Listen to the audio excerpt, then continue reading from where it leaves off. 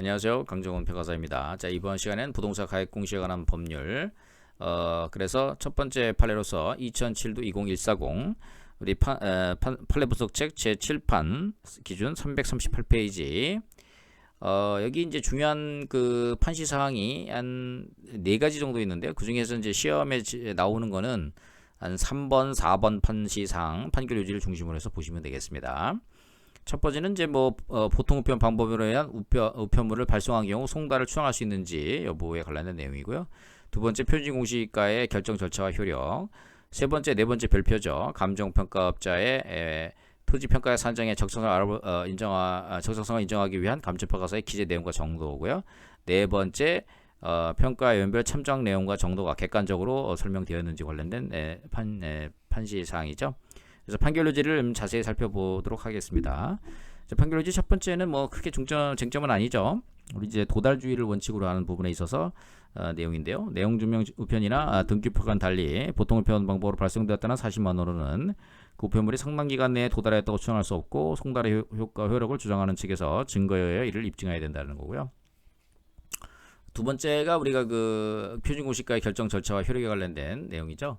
자, 부동산 공시법을 종합해 보면 국토부 장관은 토지 이용 사항이나 주변 환경, 그밖에 자연적 사회적 조건이 일반적으로 유사하다고 인정되는 일단의 토지 중에서 표준지를 선정하고 그에 관하여 매년 공시율 현재 적정 가격을 조사 평가한 후 중앙부동산 공시위원회 심의를 거쳐 이를 공시해야 한다. 표준지의 적정 가격을 조사 평가할 때는 인근 유사 토지의 거래 가격, 임대료, 해당 토지와 유사한 이용 가치를 지닌다고 인정되는 토지의 조성에 필요한 비용 추정액 등을 종합적으로 참작하되 둘 이상의 감정평가업자에게 이를 의뢰하여 평가한 금액의 산술 평균치를 기준으로 하고 감정평가업자가 행한 평가액이 관계법령을 위반하거나 부당하게 평가되었다고 인정되는 경우 등에는 해당 감정평가업자 혹은 다른 감정평가업자와 하여금 다시 조사평가하도록 할 수 있으며 여기서 적정가격이란 해당 토지에 대하여 통상적인 시장에서 정상적인 거래가 이루어지는 경우 성립될 가능성이 가장 높다고 인정되는 가격을 말하고 한편 이러한 절차를 거쳐 결정 공시된 표준지 공시지가 등의 표지 공시지가는 토지시장의 시가정보를 제공하고 일반적인 토지거래 지표가 되며 국가지방자치단체 등의 기관이 그 업무와 관련하여 지가를 산정하거나 감정평가업체가 개별적으로 토지를 감정평가하는 경우에 기준이 되는 효력을 갖는다. 자, 중요한 거 3번 그 다음에 4번 관련된 쟁점이 되겠습니다.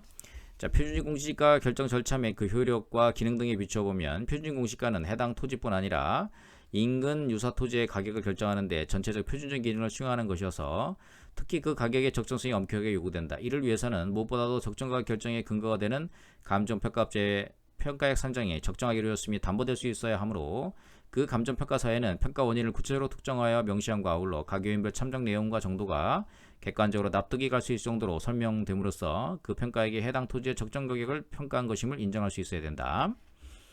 그래서 네 번째, 국토부 장관이 2개 감정평가법인의 토지의 적정 가격에 대한 평가를 의뢰하여 그 평가액을 산술평균한 금액을 그 토지의 적정 가격으로 평가 결정 공시하였으나 감정평가사의 거래사나 평가사를 내에 거래사 비교법, 원가법 및 수익환원법을 모두 공란으로 둔 채 그 토지의 전년도 공시가와 세평가액 및 임금 표준지 감정가격만을 참고하기로 삼으면서 그러한 참고액이 평가액 선정이 어떻게 참정하는지에 관한 별다른 설명 없이 평가 의견을 수상적으로만 기재한 사안에서 평가연별 참정 내용과 정도가 평가 선정의 적정성을 알아볼 수 있을 만큼 객관적으로 설명되어 있다고 보기 어려워 이러한 감정평가를 근거로 한 표준지 공시지가 결정은 그 토지의 적정 가격을 반영한 것이라고 인정하기 어려워 위법하다, 이렇게 판시하고 있습니다.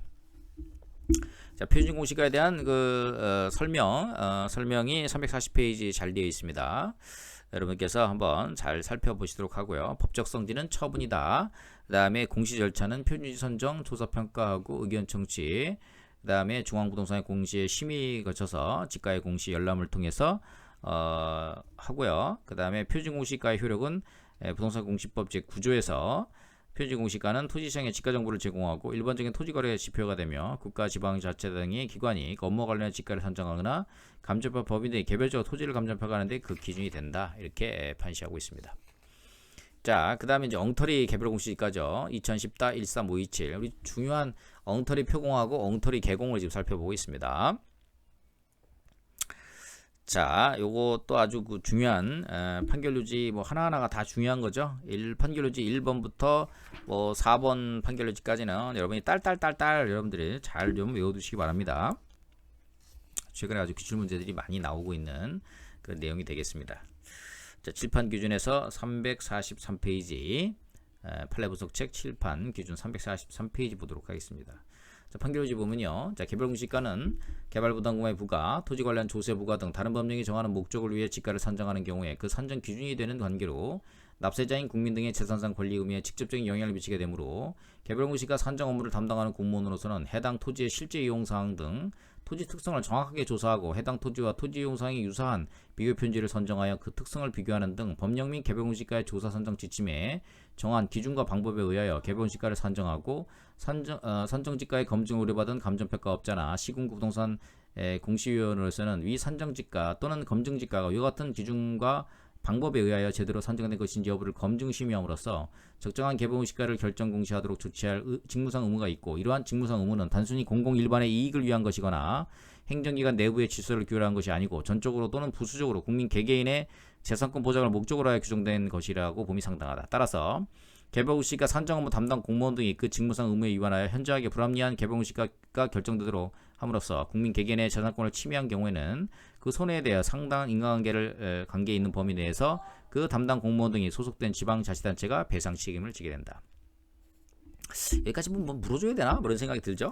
두 번째, 시장이 토지의 이용사항을 실제 이용되고 있는 자연임으로 하여 개별공시가를 산정한 다음 감정평가법인의 점증을 의뢰하였는데 감정법인이 토지의 이용사항을 공업용으로 잘못 정정하여 검증지가를 산정하고 부동산 공시위원회가 검증지가를 심의하면서 그 잘못을 발견하지 못함에 따라 그 토지의 개별공시가가 적정 가격보다 훨씬 높은 가격으로 결정 공시된 사안에서 이는 개별공시가 산정 업무 담당 공무원 등이 개별공시가의 산정 및 검증, 심의에 관한 직무상 의무를 위반한 것으로 불법행위에 해당한다고 한 사례죠.